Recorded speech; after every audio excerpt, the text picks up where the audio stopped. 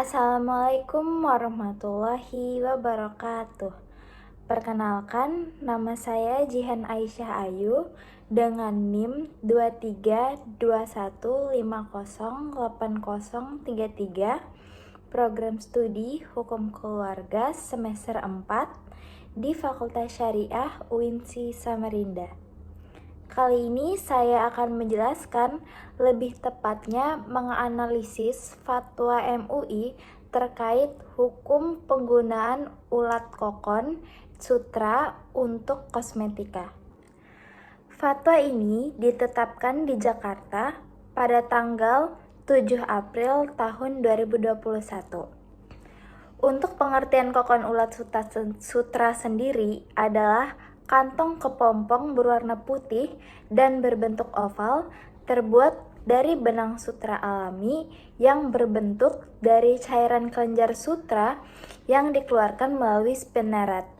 Sedangkan untuk pengertian kosmetika adalah bahan atau sediaan yang dimaksudkan untuk digunakan pada bagian luar tubuh manusia atau gigi dan membran mukosa mulut, terutama untuk membersihkan, mewangikan, mengubah penampilan, atau memperbaiki bau badan, atau melindungi atau memelihara tubuh pada kondisi baik.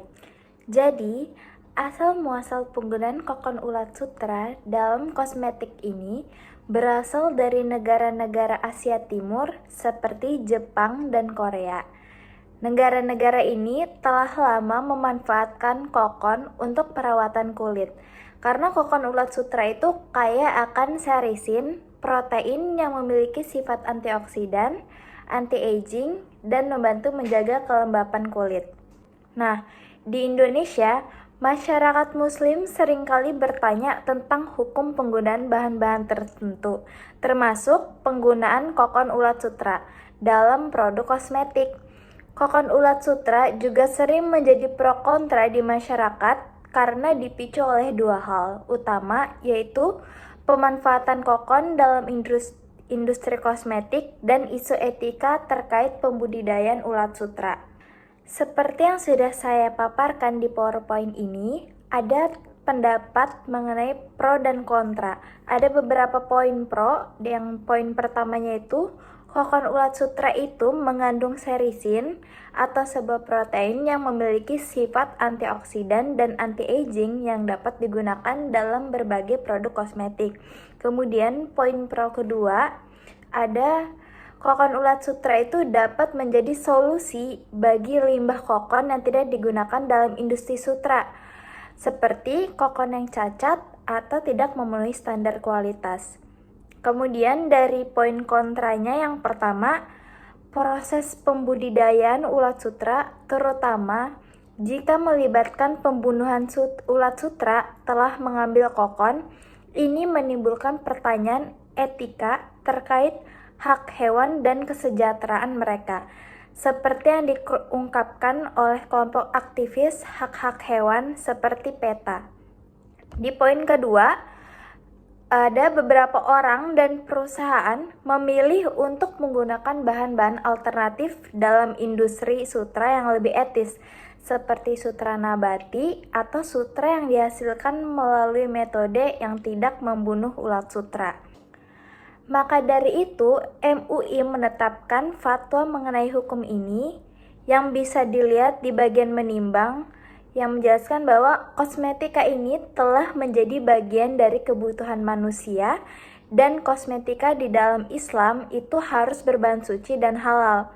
Lalu, perkembangan industri juga telah menghasilkan berbagai produk kosmetika yang sebagiannya menggunakan kokon ulat sutra. Oleh karena itu, muncul banyak pertanyaan terkait hukum penggunaan kokon ulat sutra dalam kosmetika yang mendorong MUI mengeluarkan fatwa yang jelas dan spesifik mengenai hal ini. Kemudian, didasarkan oleh landasan-landasan hukum Islam di bagian mengingat sebagai penetapan fatwa. Ada bagian pertama, ada ayat-ayat Al-Quran, ada di surah Al-A'raf ayat 31 tentang perintah untuk berhias. Kemudian kedua ada surah Al-A'raf ayat 32 tentang larangan mengharamkan perhiasan dari Allah yang telah disediakan untuk hamba-hambanya. Dan yang ketiga ada dari surah Al-A'raf ayat 157 tentang dihalalkannya segala yang baik dan diharamkannya segala yang buruk. Kemudian yang dijadikan landasan ada hadis-hadis Nabi. Yang pertama ada hadis mengenai anjuran memperlihatkan nikmat Allah yang diriwayatkan oleh Ahmad. Yang kedua ada hadis mengenai larangan memakai sutra, minum dan makan menggunakan bejana dari emas dan perak yang diriwayatkan oleh Bukhari dan Muslim. Yang ketiga ada hadis mengenai emas dan sutra dihalalkan bagi perempuan dan diharamkan bagi laki-laki yang diriwayatkan oleh Ahmad. Dan yang terakhir ada hadis bahwa Allah hanya menerima perkara yang baik yang diriwayatkan oleh Muslim. Kemudian ada kaidah-kaidah fikih yang juga dijadikan landasan. Yang pertama, hukum dasar segala sesuatu adalah mubah sehingga ada dalil yang menunjukkan keharaman. Lalu kaidah yang kedua ada hukum dasar berbagai kemanfaatan adalah boleh. Yang ketiga, hukum segala sesuatu adalah tergantung pada tujuannya. Dan yang terakhir, hukum berbagai peralatan adalah sesuai hukum tujuannya. Lalu, MUI juga memperhatikan pendapat-pendapat ulama, tokoh akademik, dan juga melihat dari fatwa-fatwa yang telah ditetapkan sebelumnya. Nah, pendapat-pendapat ulama ini ada pendapat dari Ibnu Hajar Al-Haytami bahwa dia berpendapat dalam Tuhfah Al-Muhtaj fi Syarh Al-Minhaj jilid 1 halaman 123 yang dapat disimpulkan bahwa segala sesuatu pada dasarnya diperbolehkan selama membawa manfaat. Untuk makanan atau bahan yang statusnya belum jelas tidak dianggap haram kecuali jika terbukti berbahaya bagi tubuh atau pikiran. Kemudian Ibnu Hajar lagi berpendapat di jilid 8 halaman 258 yang dapat disimpulkan bahwa larangan penggunaan sutra dalam Islam hanya berlaku khusus untuk pakaian yang melekat langsung di badan. Oleh karena itu, menggunakan sutra untuk permadani atau alas duduk diperbolehkan. Namun, ada pendapat lagi menurut Ibnu Rif'ah, sutra yang melekat langsung di badan tetap tidak diperbolehkan karena dianggap sama dengan pakaian. Kemudian, pendapat tokoh akademik diambil dari pendapat Dr. Insinyur Purnama Hidayat MSc. Menurut beliau, kokon ulat sutra adalah kantong berbentuk oval berwarna putih yang berfungsi melindungi kepompong atau pupa di dalamnya.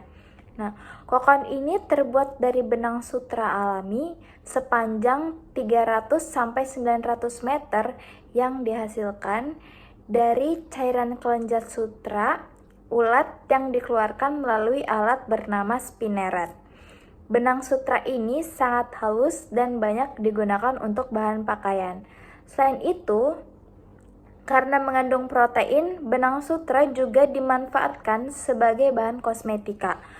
Kepompong sendiri adalah tahap perkembangan antara larva dan ngengat dewasa yang terbungkus di dalam kokon sutra tersebut. Dan diperhatikan juga dari fatwa-fatwa MUI sebelumnya, ada fatwa MUI nomor 30 tahun 2011 tentang penggunaan plasenta hewan halal untuk bahan kosmetika dan obat luar. Kemudian ada juga fatwa MUI nomor 26 tahun 2013 tentang standar kehalalan produk kosmetika dan penggunanya. Lalu, MUI memutuskan dan menetapkan yang menjadi inti dari fatwa ini yang berisikan ketetapan hukum sebagaimana yang dapat saya simpulkan ialah kokon ulat sutra itu pada dasarnya suci dan penggunaan kokon ulat sutra untuk bahan kosmetika itu hukumnya mubah atau boleh selama itu tidak membahayakan. Apabila kokon ulat sutra ini tercampur dengan najis, maka wajib disucikan secara syar'i sebelum diproses menjadi bahan kosmetika.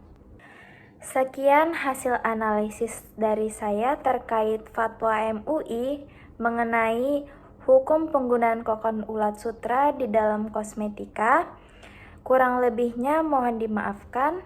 Wassalamualaikum warahmatullahi wabarakatuh.